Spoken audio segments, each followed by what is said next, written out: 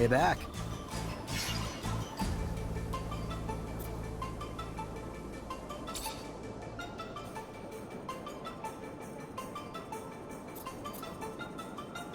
As a merchant, you must have traveled a lot. What amazing places have you visited? Well, when I was a kid, I lived in Ophir, a place you probably know better than me. But with Marcello, the merchant to whom I belonged, we mostly traveled to Shadowlair. He knew a number of Technomancers, including renegades, and used to sell them equipment found by looters. It's an old Baroque city, with dirt-poor slums. As strange as it may sound, corporations' big cities all look the same in the end, beyond the few differences they flaunt. What should I know about the Caravanserai? It's the heart of Noctis, the home of the Merchant Prince, and the place where all the merchants' important transactions happen. That's where they decide on the trajectory of the main cargo routes throughout the planet.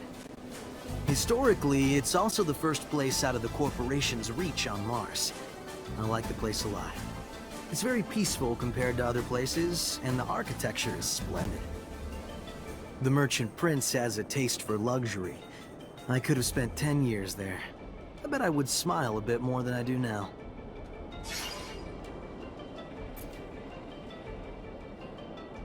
What can you tell me about Noctis? It's a free enclave in a world dominated by dictatorial corporations, created by merchants in order to facilitate the exchange of goods from everywhere. It's become a place that also welcomes refugees from all walks of life. I love this city. You can find anything you want. Mercenaries, preachers, craftsmen, all kinds of merchants, princes and thieves. And don't get me started on the extensive variety of artifacts from all around the planet. It's quite mind-numbing, but it's the place where everything is possible, far from the yoke imposed by corporations.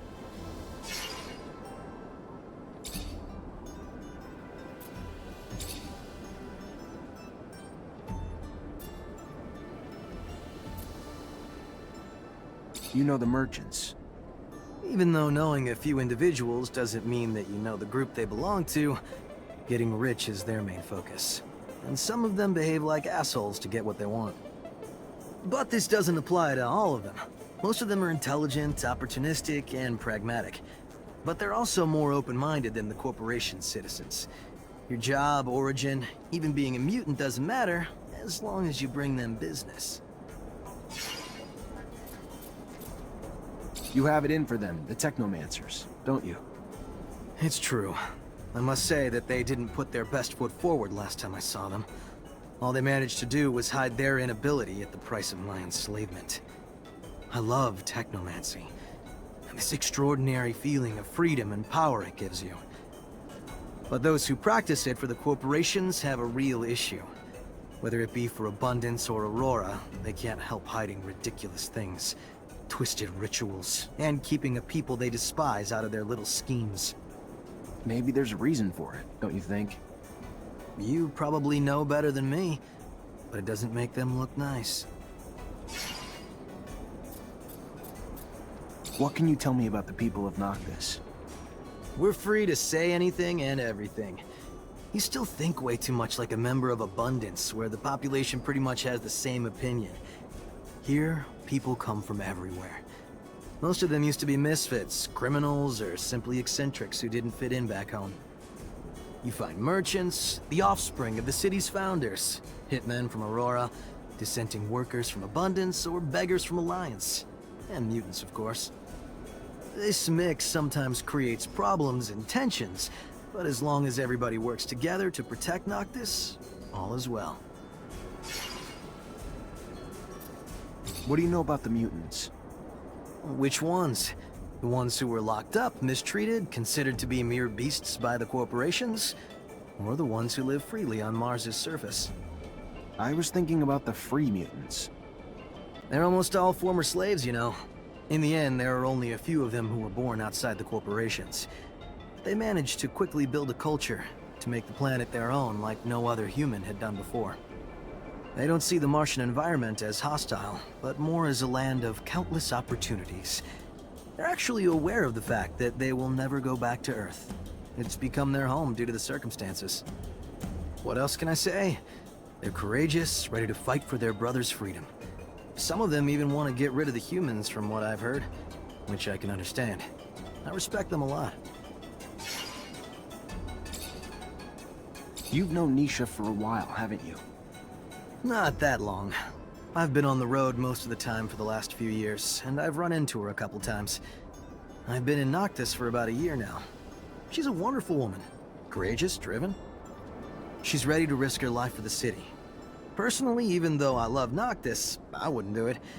She's generous too. But she has her own wounds, like all of us. She's full of anger sometimes. I think she has a few scores to settle. You know that she's from Ophir too? What do you think of Amelia? But sometimes the way she speaks would make caravan drivers blush. But she's a great girl. Brave, talented. Too bad about the way Abundance brainwashed her. What do you think of Scott? Did you know I met him in Ophir? When I was a kid.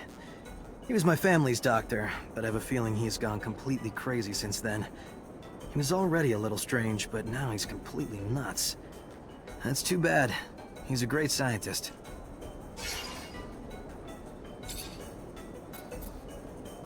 Do you know Phobos well? Well, kind of. I've run into him several times, yes. He heads a wonderful fight. I truly hope that he succeeds. The corporations have exploited and squeezed everybody way too much. The mutants in particular. It's time for all this to stop.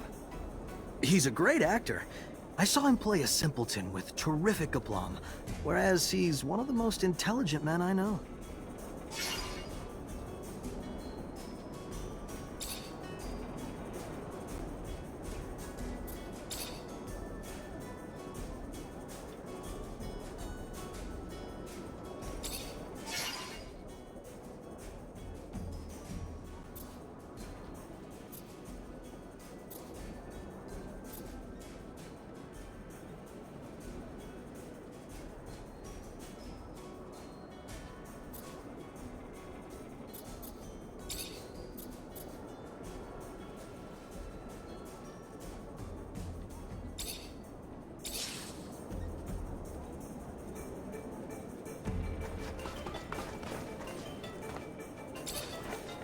Hi, Nisha. Hi, Zach. Everything all right?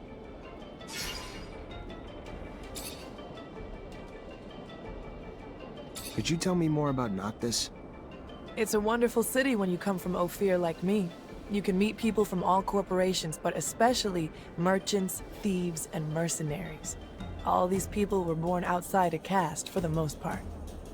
They have a different vision from us of what a city should be like, and you can feel it. For them, a city is above all a place of exchange, of rest after their travels. That's where they find refuge after a hard time. That's where they make serum or lose everything. Noctis breathes way more than Ophir ever will. It is a city where all opinions have a voice. It is a far more creative and cherished city than any other corporate city. Every citizen would be ready to fight for it. Not because we order them to do it, but because it is their refuge. And without it, they wouldn't feel at home anywhere else. What's in the nearby canyons? Does Noctis use them? Sure. They're mostly used to navigate from the city to the rest of the world, but also serve as a defensive hardpoint. Any enemy of Noctis would be left vulnerable while going through the layout of the canyons. I've heard that some groups have hideouts there where they store treasures. That's surely a myth. On the other hand, I know that you can find colonial ruins in poor condition there.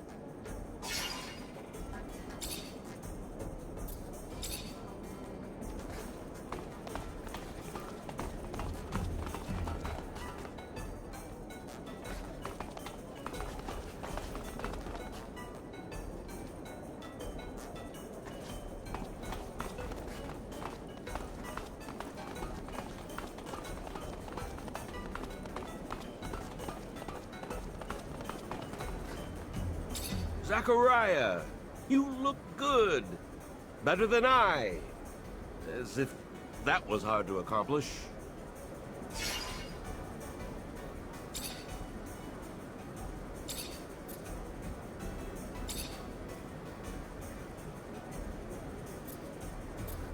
How long have you known Amelia? Since she was a kid. She was quite a cute child, yet so agitated. She's actually no different. She is still agitated and doesn't realize the risks she takes. Mark was more cautious. I really hope that she'll become more careful. I would be very sad if something happened to her. Sometimes I have the feeling that she thinks I'm a tiresome old man. It would be a problem. I mean, I'm not that annoying, am I? Tell me more about your friend, Mark Reacher. I don't really like to stir up old memories about him. His disappearance. I miss him, you know. He really was a very good friend. We met when we were young. I was researching animal mutations. But, of course, I didn't have a specimen in town. My professor introduced me to a young Mark Reacher who had a promising future.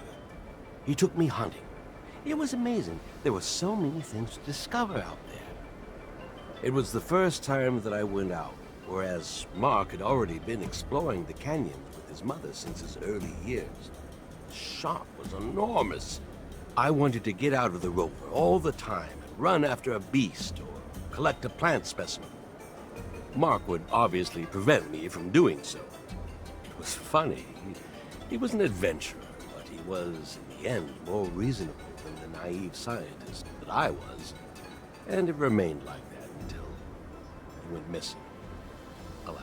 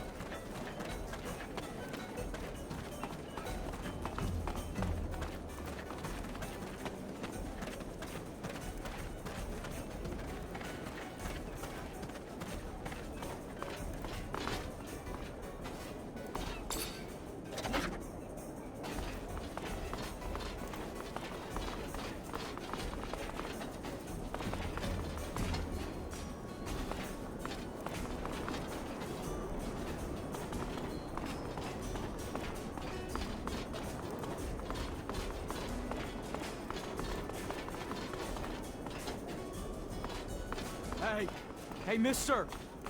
You got a minute? I need to ask you something.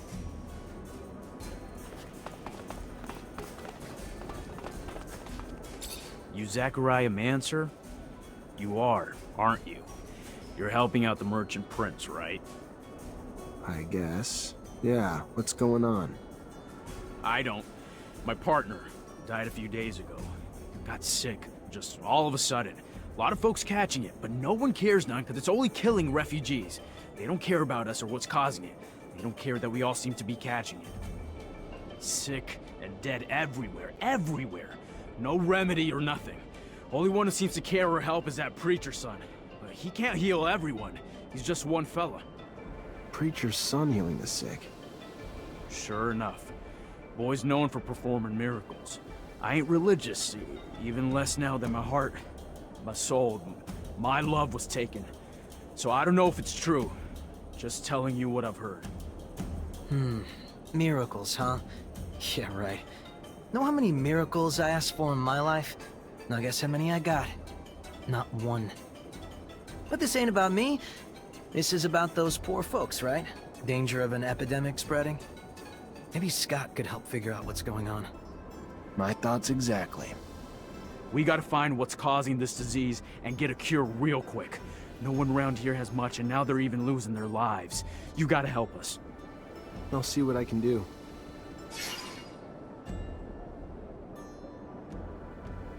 What were your wife's symptoms? I don't know. I ain't a doctor, but a lot of stomach stuff, cramps, throwing up, just pain everywhere. She was even starting to see stuff that wasn't there. Talking crazy. It was awful. What about everyone else who's sick? Most are poor like us, around the neighborhood of the gates. Left the corporations with nothing. Arrived here with nothing. Now they're dying because they can't even afford a doctor. Let me go talk to other refugees and see what I can find. Thank you, Mr. Mancer.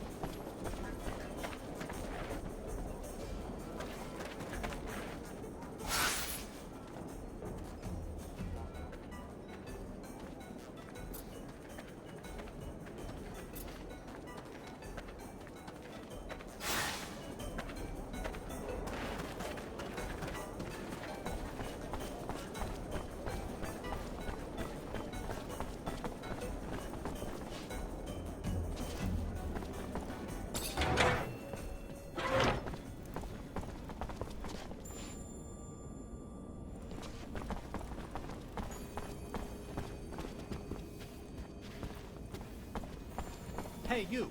Yes, you! Do you have a moment?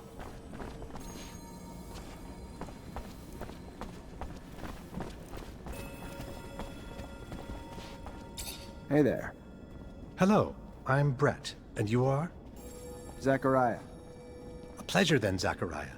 Are you a hunting enthusiast, a trapper, specialist in local species? Maybe a strong fellow like you might be a mixture of them all. Sorry to disappoint you, but I'm none of those things. Ah, well, my hope got the best of me. I've been looking for someone to aid in my studies. A shame. Sure you're not a hunter, or even someone who'd want to try his hand at it? Can you tell me what's going on? Yes, of course, of course. You see, the focus of my study is the planet's fauna, all the insects and animals brought by the settlers that have since mutated, much like our own mutants, if not in a more spectacular way. Now, I've studied the most well-known of the creatures, of course, but I have heard of much more rare specimens, which I would go to any lengths to study. It would offer great insight into the animal mutations. Anyone can admire their beauty, but what we need is to understand how they came to be what they are. We need to study their anatomy, but they are, of course, rather dangerous. So you need a hunter to find them and bring back your specimens. I might be able to help. What are you after? Well, there is so much. There's a black mole and a shield toad. Also a locust I've named Locusta tempestatus, or more colorfully, the storm locust. It's been spotted in the tunnels beneath Ophir.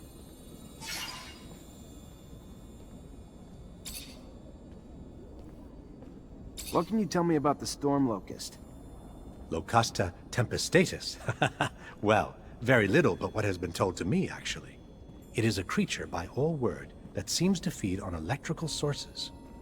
Looks like an ordinary locust, which we know also shares the taste for electricity, but it's much larger. Perhaps its purportedly massive thirst for electricity is simply in proportion to its size? I don't know, but I'm hungry to find out. What do you know about the black mole, besides the fact that it's black? Well, its name is somewhat of a misnomer. It isn't really black. Darker than the others for sure, but not black. Its skin, though, seems to sweat venom. Wonderful, isn't it? Imagine. What a wonderful defense. Yeah, wonderful. Always dreamed of catching poisonous moles. Isn't it fascinating? A beautiful scientific mystery. Already expecting the worst, but, why is it called the shield toad? Those who have had the rare opportunity to see this beautiful creature say its skin is nearly armor-like. In fact, nothing seems to be able to pierce it. No arrows, not even conventional weapons. The hunters take their best shot, but always run away terrified. Delicate little things humans are, but there has to be an explanation for this extraordinary mutation, and I must find it.